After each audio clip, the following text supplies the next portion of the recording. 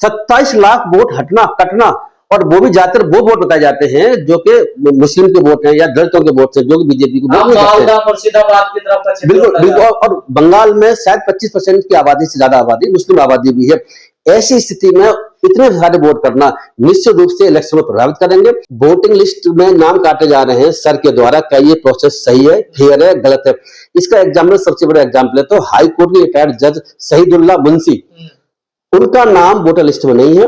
और मैं आपको ये बता दूं कि वो इस वक्त भी कुछ पदाधिकारी है, वो क्या है कि बंगाल वक्फ बोर्ड के चेयरपर्सन इस वक्त और हाईकोर्ट के जज 7 साल तक रहे हैं। ऐसे व्यक्ति का बंगाल की वोटर लिस्ट से नाम काट देना, और जुडिशियल स्क्रूटनी के बाद में नाम कटा है उनका, उसके बाद में नाम जोड़ा नहीं गया है। तो आप सोचिए कि जब इनका नाम कट सकता है तो किसका नाम नहीं कट सकता? तो इसका मतलब ये ऐसे है कि पूरी प्रक्रिया जो है वो फॉल्टी है, वो गलत है।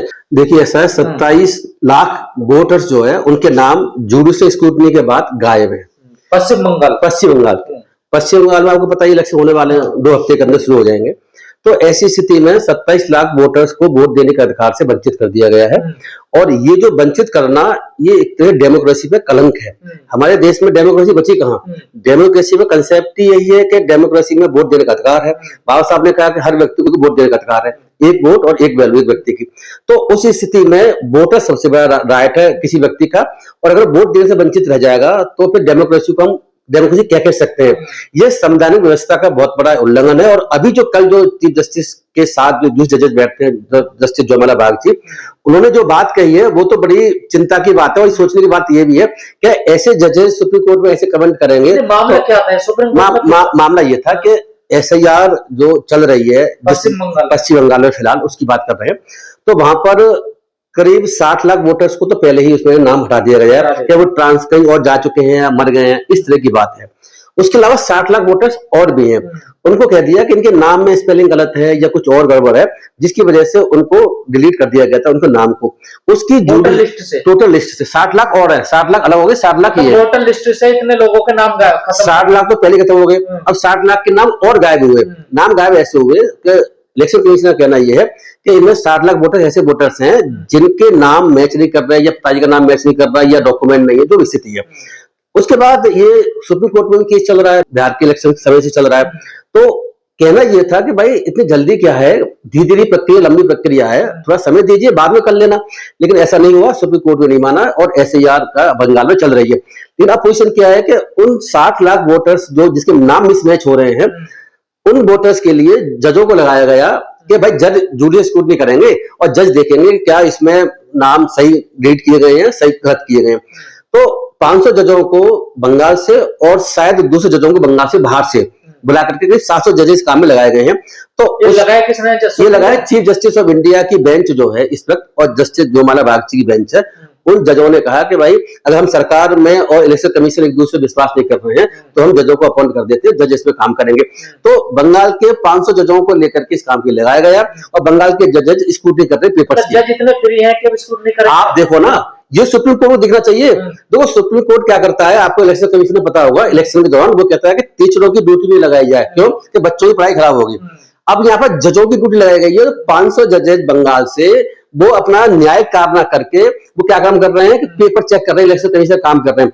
संविधान में ये मेरे हिसाब से पूरी तरह से अनकॉन्स्टिट्यूशनल, इलीगल है। जुडिशियल ऑफिसर्स को एग्जीक्यूटिव वर्क नहीं दिया जा सकता, और देना भी इस तरह देना भी चाहिए। जब जजों की पहले ही बंगाल में बहुत बड़ी भारी कमी है, पूरे देश में कमी है, बंगाल में भी कमी है। और यह आंकड़ा ये है कि कम से कम अब जो जज है उनसे कम से कम 10 जज होने चाहिए, जज उससे 1/10 है। तो आप देख रहे होंगे कि बेल में, मर्डर में, रेप में, डकैती में जितने भी केसेस चल रहे हैं, सिविल के चल रहे हैं, उसमें 10, 15, 20, 25, 30, 50, 60 साल तक लग रही है डिसाइड होने में। ऐसे केसेस में 40-50 साल के बाद डिसाइड हो रहे हैं, कितने केस डिसाइड नहीं हो रहे हैं। तो जजों की भारी कमी है। तो ऐसे जजों को लगाने का जो ऑर्डर सुप्रीम कोर्ट का था, पूरी तरीके से गलत ऑर्डर है। और जो केस वहां चल रहे हैं, बेचारे रेपिस्ट है, वुमेन घूम रही है, उसके जजमेंट नहीं आ रहा उसके पक्ष में, जो बेल के लिए बेचारे परेशान है, बहुत सारे उनके बेल के ऑर्डर नहीं हो रहे हैं। ये खबर आ रही है बंगाल से कि एक एक जज 5 जजों का काम कर रहा है। क्यों कर रहा है? का काम कर सकते हैं बिल्कुल नहीं कर सकते। संविधान में भी लिखा हुआ है कि एग्जीक्यूटिव से न्यायपालिका को अलग करने का सरकार प्रयास करेगी, वो प्रयास चल ही रहा है। और यहाँ पर एक बात और समझने की है कि जजों को एग्जीक्यूटिव काम का तजुर्बा कहाँ है। इलेक्शन कमीशन किस तरीके से स्क्रूटनी करता है, क्या करता है, तजुर्बा जजों को है ही नहीं। जजों का ये काम भी नहीं है, ना उनको ऐसी कोई ट्रेनिंग दी गई है कि भाई जज इसको तरीके काम को इस तरीके से करना है। और फिर 60 लाख एप्लीकेशन, 60 लाख जो वोटर्स की लिस्ट से गायब किए गए हैं, 60 लाख को चंद 10 दिन के अंदर काम करने के लिए कहा गया सुप्रीम कोर्ट ने। पहले 10 दिन में आप ट्राई कर दीजिए, हुआ नहीं, बढ़ाकर इसको 1 महीना अभी भी चल रहा है। तो आज या कल में लास्ट डेट है, लेकिन दूसरे स्क्रूटनी के बाद में ये रिपोर्ट है कि 60 लाख जो वोट में नाम मिसमैच थे, उसमें 27 लाख से ज्यादा वोटर्स के नाम अभी भी हटा दिए गए हैं। यानी कि 27 लाख वोटर्स जो है पश्चिम बंगाल में वोट देने से वंचित हो गए। आज की लिस्ट से वो गायब है, वोटर लिस्ट से नाम गायब कर दिया गया है और इलेक्शन कमीशन के द्वारा। और झूठ से 60 लाख में से 27 लाख वोटर लिस्ट में नहीं है, 33 लाख वापस आ गए, 33 लाख वापस आ गए हैं। जो इलेक्शन कमीशन ने निकाले थे 60 लाख लोग निकाले 60 लाख वो अलग है, जो चले गए हैं राज्य से या मर गए वो अलग 60 लाख है।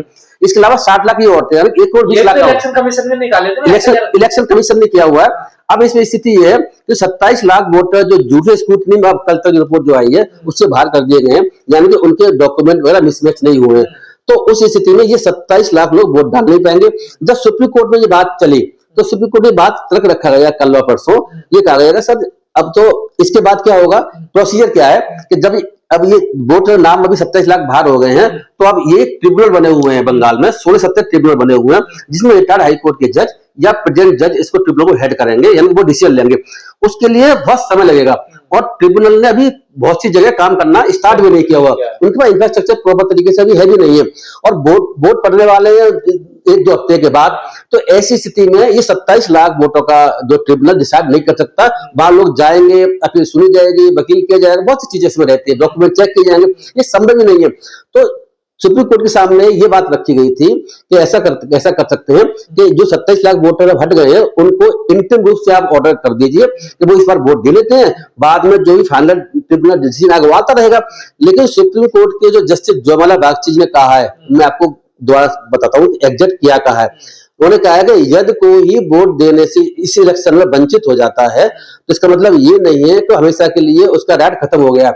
इन जज साहब को ये सोचना चाहिए था, इस चीफ जस्टिस इंडिया की जो बेंच जो है, जो इसमें बागची भी शामिल है, इनको सोचना चाहिए था, सर पे डिसीजन ले रहे हैं कि भाई इलेक्शन में वोट देने का अधिकार भी सबसे बड़ा अधिकार है, तो वोट की वजह से तो इलेक्शन जीता है हारा जाता है। डेमोक्रेसी में तो वोट ही तो अधिकार है सबसे, और दूसरों का अधिकार ही नहीं है। डेमोक्रेसी में अगर किसी की सरकार को चुनना है, अगर किसी एमएलए एमपी को चुनना है, वो सरकार बनाएगा, तो उस स्थिति में सबसे पहला काम शुरू होता है वोटर लिस्ट से, वोट का नाम जोड़ने से। उसका वोट, जब वोट का अधिकार ही वंचित कर दिया गया तो वो वोट देगा नहीं तो वो इलेक्शन जो है प्रभावित हो सकता है। और ये भी जानकारी मिल रही है ऐसी कई सोर्सों से कि जो 27 लाख वोटर थे, ज्यादातर वो वोटर थे जो बीजेपी को वोट नहीं देते हैं, बीजेपी के अगेंस्ट वोट देते हैं, यानी कि वो जो मुस्लिम वोटर्स ज्यादातर मुस्लिम वोटर्स ही हैं।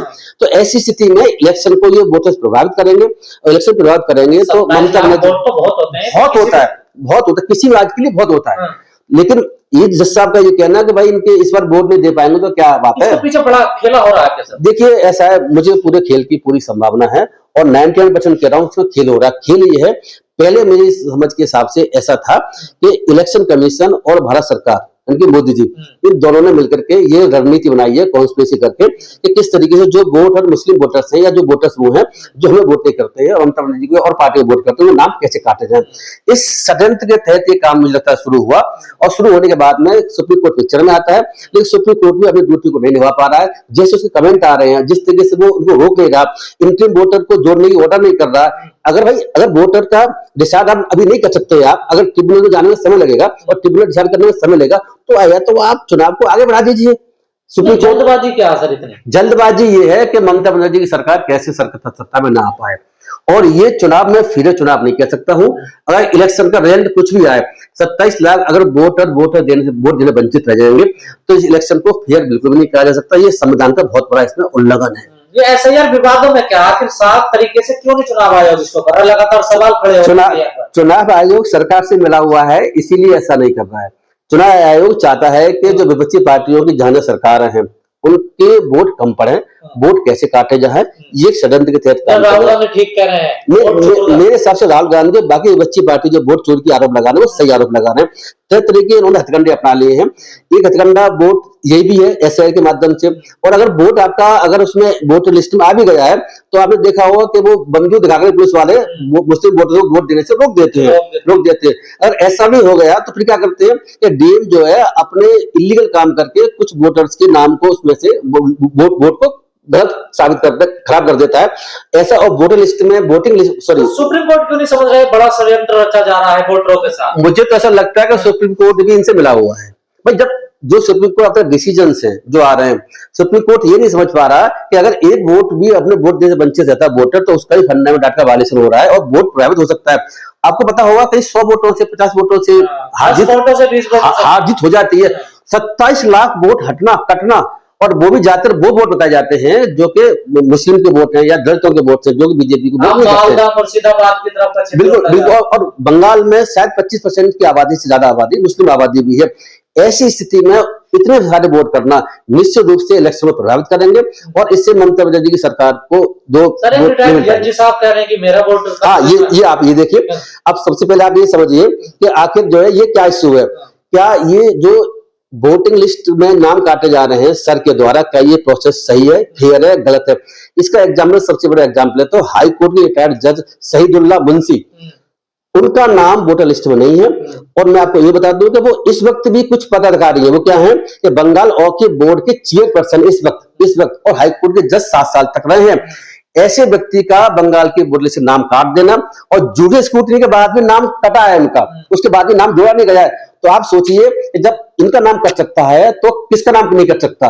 तो इसका मतलब ये ऐसे है कि पूरी प्रक्रिया जो है वो फॉल्टी है, वो गलत है, गलत तरीके से चल रही है। एक बात और बता दूं आपको, खाली हाईकोर्ट के जज का नाम ही नहीं जानबूझकर हो रहा है। कुछ जगह हो सकता है कि गलती से हुआ हो, लेकिन मैक्सिमम जगह पर ऐसा देखने को मिल रहा है कि जानबूझ के काम किए जा रहे हैं कि जो वोटर्स बीजेपी को वोट नहीं करते उनके वोटों को कैसे वंचित किया जाए। ये मेन बात। मैं एक बात बता दूं, एक और इश्यू बताऊं आपको जो इंपॉर्टेंट है, जो समझने का है कि एक चीज इससे इंपोर्टेंट ये है कि वेस्ट बंगाल में एक और चीज, कांग्रेस कैंडिडेट था उसका नाम उसमें नहीं था, वो सुप्रीम कोर्ट जाता है तो सुप्रीम कोर्ट जो है वहां पर कहता है कि भाई जो ट्रिब्यूनल बना हुआ है इसका तुरंत डिसीजन ले। तो ट्रिब्यूनल ने डिसीजन लिया और ट्रिब्यूनल ने पहला एक ऑर्डर आया हुआ ट्रिब्यूनल का जिसमें कहा है कि आधार कार्ड में जो नाम है उसके हिसाब से आधार कार्ड को माना है उन्होंने और कहते नाम गलत डिलीट किया गया था। जुडिशियल स्क्रूटनी के बाद उनका नाम तुरंत जोड़ने की सिफारिश होने कर रही है। अब वो अपना इलेक्शन लड़ सकता है। तो आप ये देख रहे वो तो कोई जो सुप्रीम कोर्ट चला गया या जिसमें बेचारे जो कैंडिडेट था कांग्रेस का चला गया, आम आदमी कैसे जाएगा? आम आदमी कहां सुप्रीम हाईकोर्ट जाएगा? और फिर उसकी इतनी जल्दी सुनवाई कहां होने वाली है जब ट्रिब्यूनल अभी बहुत सी कॉन्स्टिट्यूट होकर काम करना शुरू ढंग से नहीं किया हुआ है। तो संभव ही नहीं है कि जल्दी 2-3 दिन के अंदर जो है वो डिसीजन आ जाए।